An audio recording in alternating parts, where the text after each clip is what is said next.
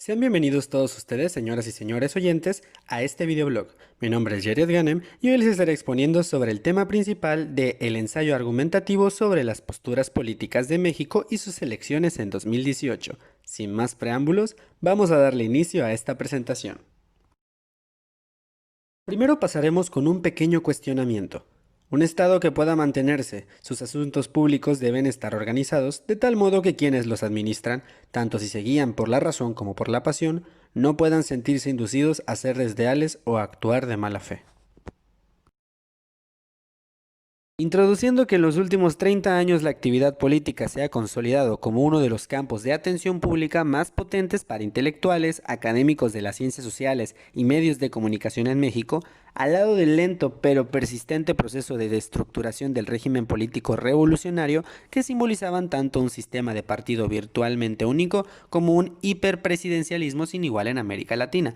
La atención pública se concentró, desde los primeros años 80, en la compleja dinámica de una oposición de derechas e izquierdas que fue modificando, mediante negociaciones políticas, conflictos locales y reformas electorales de distinto signo, el rostro autoritario de un régimen petrificado, con déficits crecientes de legitimidad, eficacia y estabilidad política y económica. Este proceso, sus ideas centrales, sus actores, estructuras y reglas, así como las nuevas instituciones y los resultados esperados para perversos observados, fueron el objetivo de estudio de nuevas generaciones de sociólogos y politólogos de muy diversas escuelas y corrientes teóricas que conformaron agendas de investigación con una variedad considerable de métodos, productos y orientaciones. Es un compendio de las estrategias que se basan en el engaño para dominar al contrincante, práctica que vemos en la actualidad y en primer lugar encontramos a la política, que se estudia las relaciones de mando-obediencia de la sociedad. Otros aspectos importantes en donde se manejan estas estrategias actualmente son la economía, los sindicatos, las guerras bélicas, la burocracia, en donde los líderes buscan alcanzar el poder y así someter a sujetos y grupos, según ellos, para alcanzar una armonía entredicha para poder llegar a algún fin en común. En este 2018 plagado de convocatorias electorales, todas ellas importantes y algunas existenciales, es obvio que hoy en día tenemos un exceso de política, lo cual no es ningún dato positivo, y menos aún lo es cuando ese exceso de política viene acompañado por una mala política y por un déficit clamoroso de gobierno en algunos casos, así como deficiente en no pocos. Todos quieren ganar las elecciones y nadie sabe muy bien luego qué hacer con el poder conquistado, aparte de colocar a los suyos. Como si eso de gobernar fuera cosa adjetiva, debería ser el centro de la actividad política, pero aquí se sigue entendiendo la política en clave exclusiva de ganar elecciones y repartir prebendas. Buena política y el mejor gobierno como único medio de salir de ese complejo atolladero en el que las sociedades occidentales se encuentran, mucho más serio es aún el marco en el que se desarrolla la política en México, donde los problemas son tan ingentes, la mirada política tan pobre y los gobiernos están tan desorientados que la buena política y el mejor gobierno son más necesarios que nunca. No cabe ser muy incisivo para identificar en qué países se lleva a cabo esa buena política. Un ejemplo, los países nórdicos, frente a aquellos otros que estamos ahogados en la mala versión de la política.